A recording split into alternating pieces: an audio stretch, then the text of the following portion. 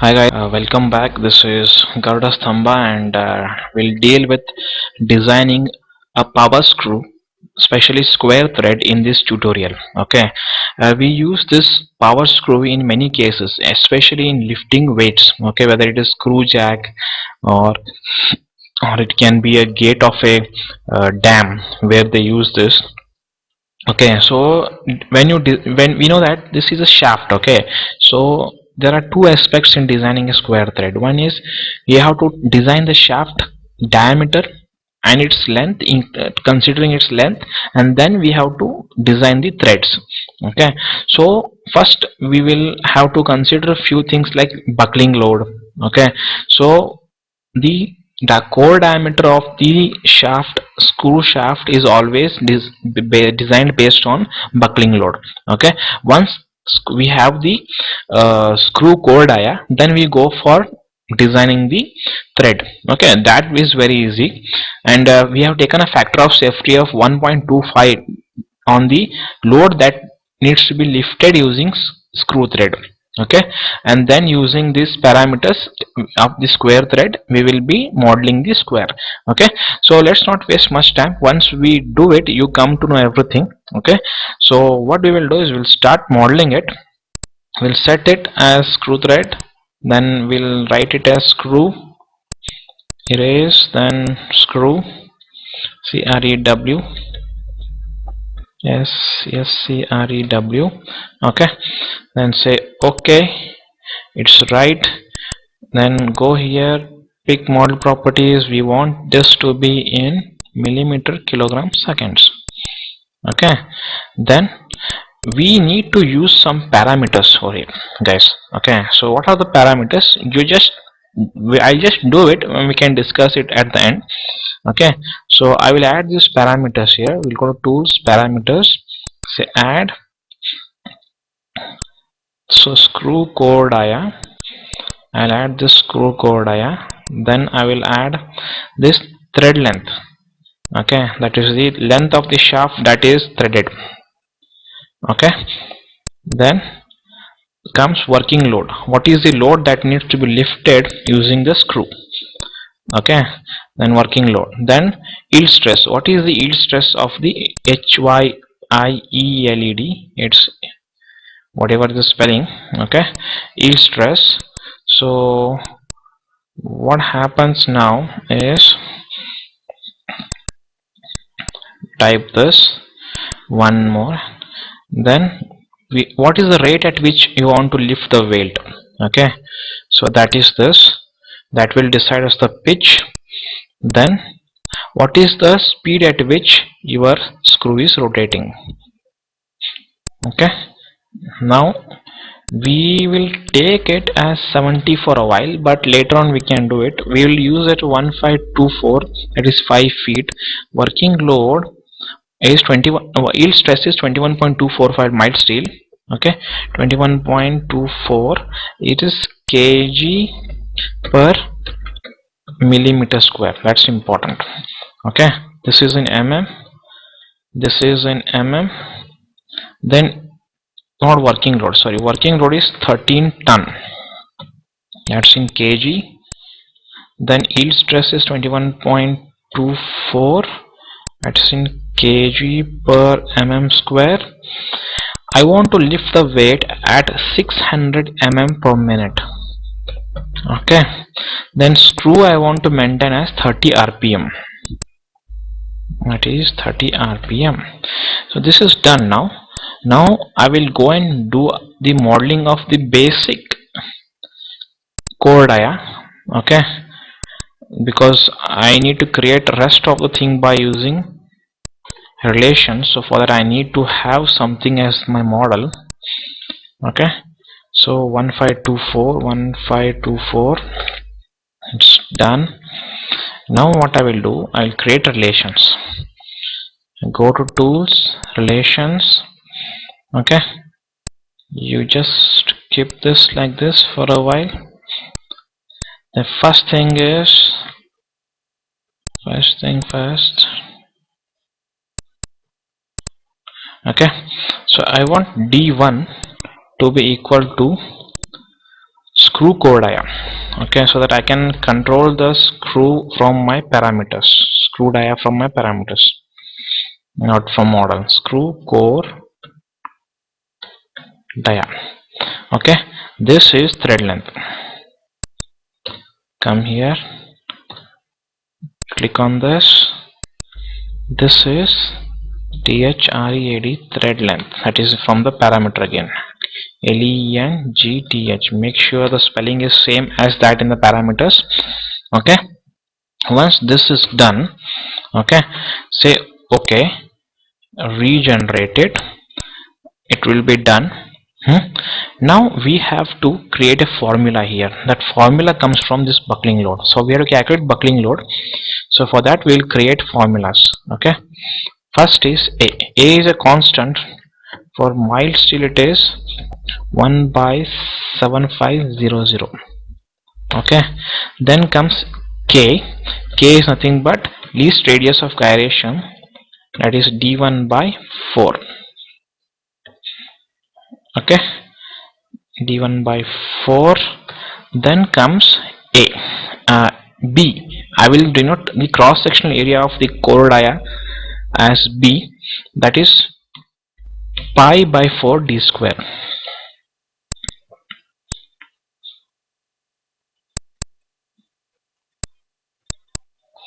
Okay, this is pi divided by 4 completed, then d1 square, d1 into d1. Okay, after this what remains is, let's check, least radius of gyration. Then you have equivalent length. For buckling load we have something called as equivalent length, which is not same as the length of the column. Okay, for different conditions we have different equivalent length. In our case the end condition is one end fixed, the other end free. So for that end condition we have 2 into d naught thread length, that's d naught. Okay, that is done. So then we calculate buckling load, BUCKLING. Buckling load, what is the load at which this shaft buckles. Okay, so that is, for that we have to come down here and type HYIELED, yield underscore STRE. Don't bother about the spellings, but make sure parameter spellings and formula spellings are same. Then click on here and then click B, then divide it by 1 plus A into, click here, L by K into L by K. Okay, so I hope I have covered with, there is one more, let's say. Okay, so now let's refresh this and check the parameter and see how much is our buckling load. Our buckling load is 16 ton. Okay, so for this, for the length of 1524 millimeter and 70 core dia column, okay, with yield stress as 21.24, buckling load is 16203. Our working load is 13 ton, buckling load is 16 ton. It is safe, but we are taking a factor of safety of 1.25 on our, let's say, F is safe, working load is equal to 1.25 times working load. Okay, so click and then check the parameters. How much is our safe working load? Our safe working load is 16250. Our buckling load is 16203. Okay, so it should be either equal to safe working load or more than safe working load. Okay, so you go and increase it to 72. Diameter you increase it to 72. Then check what is the buckling load. For 72 we are getting buckling load as 16203. No, I have to regenerate it. Okay, then now check. It is 1792, that is 17 ton, that is almost 18 ton. But question is, do we get uh, what happens is 16 ton, 16.25 ton and 17 ton. It's too much difference. But it's okay, it has to be equal to safe working load or more than safe working load. It cannot be less than safe working load. Okay, so now if I use 71 over here, what happens? Parameters, it is 17.01, but I do not want 1 mm as the diameter. It should be either 72.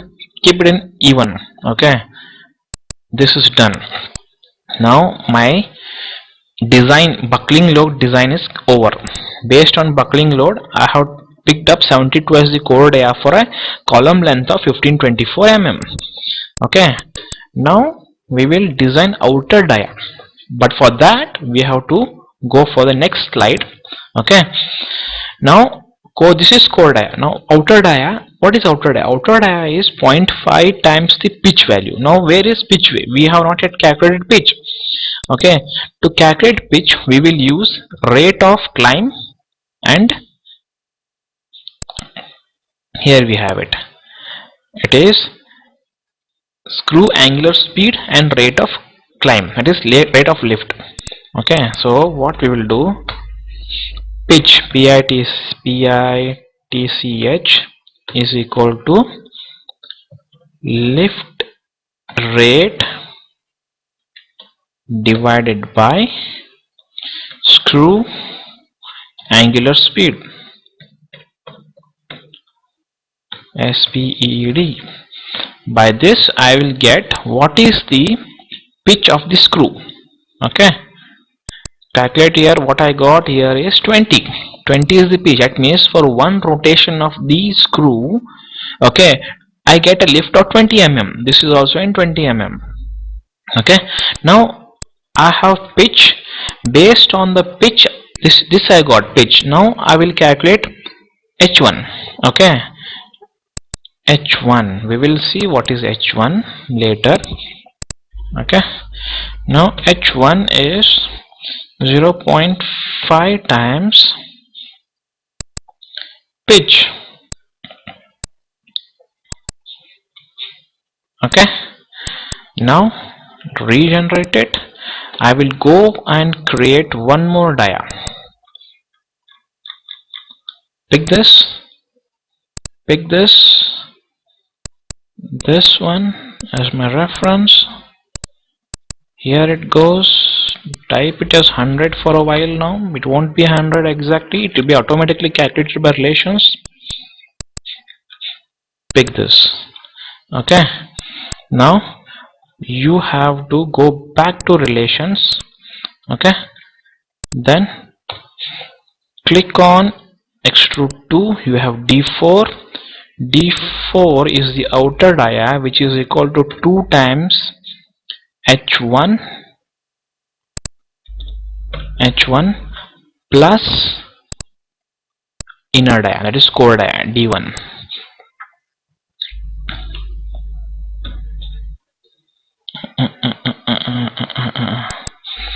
D1. I want it to be in small letters. Okay, what happened? H1. Okay, so regenerate it. There it is. Okay, so what is in parameters? We have H as 10. Okay, so pitch is 72, so we have something around outer dia analysis, measure dia, that is 92. 10 plus 10, 20, 72, 92. Right, so now this is done. Okay, now what we have to do is we have to cut our thread. For that we go here, helical sweep. Okay, then pick, define, there it is, pick here. Okay, now what we will do is, first we have to put this one, then I want it here. I want this is the profile, but that's not it. I want this and this to be equal to D4. Okay, yes, 92. Once this is done, then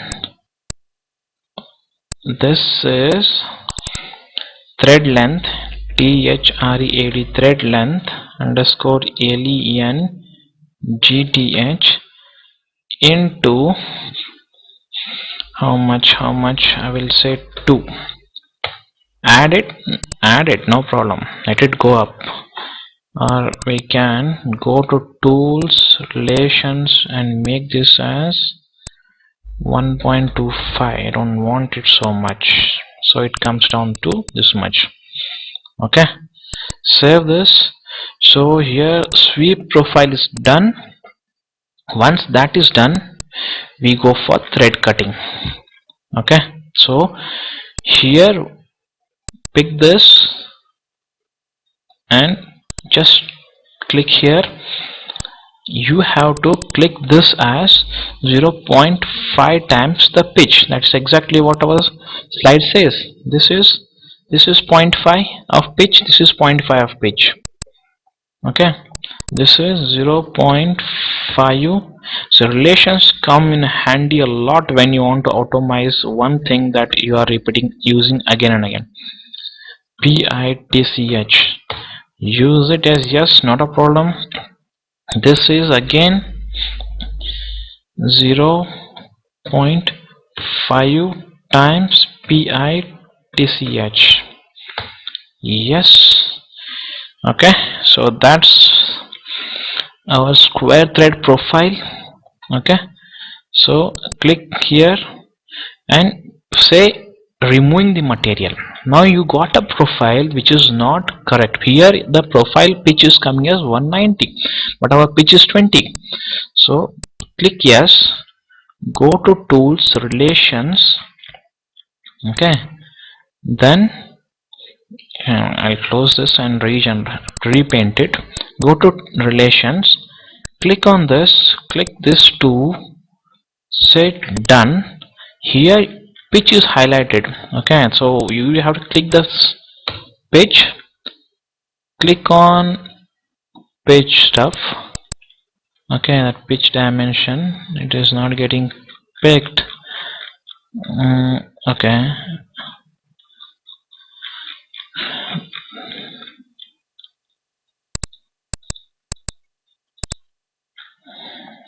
pitch is not getting picked. Okay, here it is. Pitch. Okay, pitch is D8 is equal to PITCH. Say okay. Now regenerate. There it is, baby. Can you see that? This is how you get a screw. Okay, perfect. Now you can change diameter based on your load. Okay, everything is in the parameters here. Say you have chosen a load of another value. Okay, type here, you get another load value here, buckling load. Then automatically safe working load will be calculated. Fix the diameter based on your safe working load and your length value, okay, which is also included in the buckling load. You can change the material and use its yield value. Okay, you can then, here I have taken screw angular speed as 30. If I say screw angular speed as 60, okay, what happens is pitch reduces to 10. Let's check it. There it is. You can see that. Go to parameters, check the pitch as 10, PITCH. Did you see that? And this is how you automate the calculation of screw thread. Okay, buckling load and this. Go back and fix it as 30. Okay, say okay, regenerate. Okay, this is done. Then this is not all about it. You cannot just have a screw, you need to have something at the end also. So what we will do is we will add this. Okay, we'll add some material on top, and we will decide how much it should be, of course.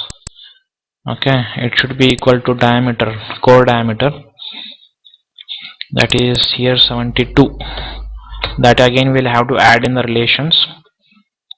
Okay, go here and then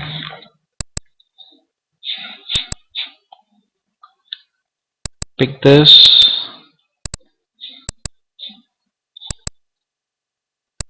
There it is. Then this is again 72.